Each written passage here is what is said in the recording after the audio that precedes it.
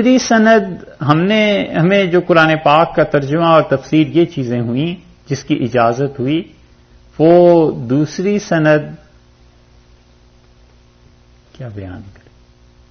ایسے ہی حیا آتی ہے اتنی باتیں کرتے ہوئے، مگر دوسری سند جو تھی ہمارے استاد تھے محمد عبدالرشید نعمانی، کراچی میں ہم ان کے پاس رہے اور ان سے پڑھا۔ محمد عبدالرشید صاحب نعمانی رحمت اللہ علیہ کو اللہ نے بڑا ذوق دیا تھا حنفیت کا، یہ جو ہم میں خود حنفیت کا غلبہ ہے نا، اور کبھی کبھی کہتے ہیں فقہا نے یہ لکھا ہے اور یہ لکھا ہے، یہ حضرت ہی کی طرف سے آیا۔ انہوں نے قرآن پاک مولانا حیدر حسن خان صاحب سے پڑھا تھا، اور مولانا حیدر حسن خان صاحب جو تھے وہ مولانا علی میاں صاحب رحمت اللہ علیہ اور مولانا رشید نعمانی اور ان سب نے انہی سے پڑھا تھا۔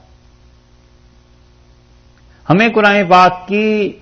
جو مولانا حسین علی صاحب رحمت اللہ علیہ کے شاگرد تھے نا، مولانا غلام اللہ خان صاحب رحمت اللہ علیہ، جن سے ہم نے پڑھا ہے 2 بار، مولانا حسین علی صاحب رحمت اللہ علیہ کی ایک سند ادھر بھی جاتی ہے مولانا منظور نعمانی کے پاس۔ تو مولانا منظور نعمانی صاحب رحمت اللہ علیہ کے پاس حاضر ہوئے تھے لکھنؤ میں ان کی وفات سے کچھ عرصہ پہلے، بس وہ پہلی اور آخری ملاقات ہی تھی۔ تو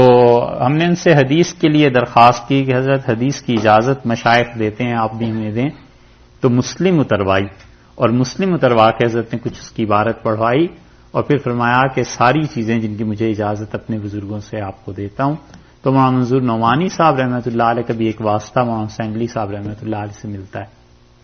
تو مولانا عبدالرشید صاحب نعمانی نے 2 جگہ قرآن پاک پڑھا تھا، ایک تو انہوں نے پڑھا تھا مولانا حیدر حسن خان صاحب سے، اور حیدر حسن خان صاحب جو تھے کمال کے آدمی تھے، ندوۃ العلماء لکھنؤ میں پڑھاتے تھے، اور حیدر حسن خان صاحب کے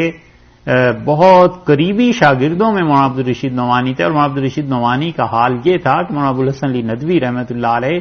کئی مرتبہ خط پہ خط لکھ کے انہیں بلاتے تھے کہ آپ ہمارے یہاں آئیں اور یہاں آ کے طلباء کو پڑھائیں۔ مولانا عبدالرشید نعمانی